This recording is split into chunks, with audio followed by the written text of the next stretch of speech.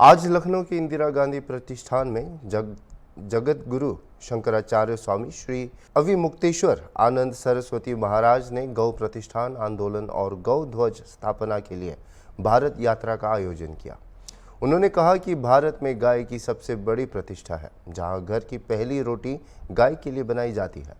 स्वामी जी ने यह भी उल्लेख किया कि 1857 में मंगल पांडे ने गौ रक्षा के लिए आंदोलन किया था और गाय माता को राष्ट्र माता बनाने का संकल्प आज़ादी से पहले गौ भक्तों ने लिया था। उन्होंने आरोप लगाया कि कांग्रेस ने गौ रक्षा के लिए कुछ नहीं किया, जबकि उनका चुनाव निशान पहले 2 बैलों की जोड़ी और बाद में दूध पीता बछड़ा था, जिससे लोगों ने उन्हें वोट दिया। स्वामी जी ने कहा कि हिंदुओं के वोट लेकर उन पर धोखा किया जा रहा है।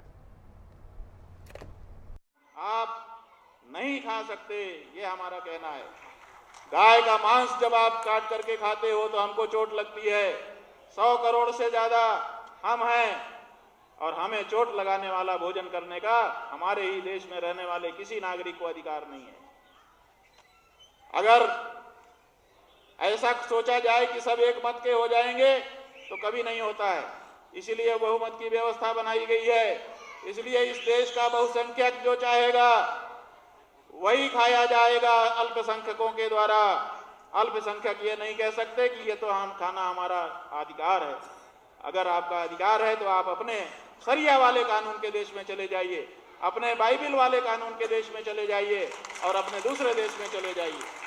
वहाँ क्या खाते हैं हम रोकने नहीं आएंगे, लेकिन यहाँ बहुसंख्यक रूप से हम हिंदू रहते हैं। इसलिए यहाँ पर आप रहना चाहते हैं, आपका स्वागत है। हम आपके विरोधी नहीं हैं, लेकिन आप हमको तलवार की नोक के ऊपर रख करके छाती में कीला ठोकते हुए रहें, ये बिल्कुल स्वीकार नहीं किया जा सकता है।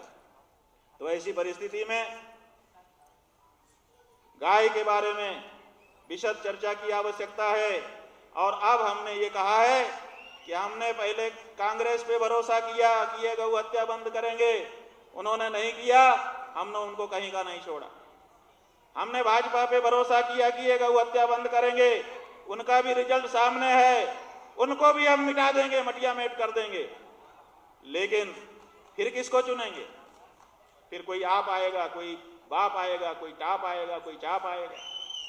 किसको किसको चुनते रहेंगे और किसको किसको परखते रहेंगे?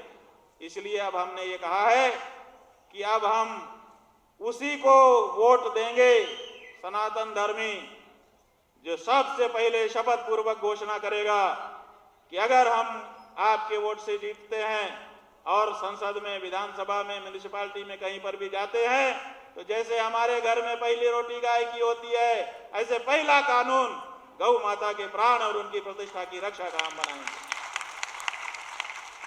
गौ मतदाता का संकल्प देश भर के सभी सनातन धर्मी लेंगे। सभी ना लें, कम से कम 33 करोड़ ले लें। हमने सुना था, शास्त्रों में पढ़ा था कि गौ माता के शरीर में 33 कोटि देवता रहते हैं। हमारी भी इच्छा है कि उन देवताओं का हम दर्शन करें। तो जो गौ मतदाता बन जाएगा, हम समझेंगे कि वही गौ माता का देवता है, गौ माता की रक्षा करने के लिए खड़ा है। उसी को हम प्रणाम करेंगे और पूरे देश में लोगों को गौ मतदाता बनने का संकल्प दिलाते हुए अब मतदाताओं पर हम भरोसा करेंगे।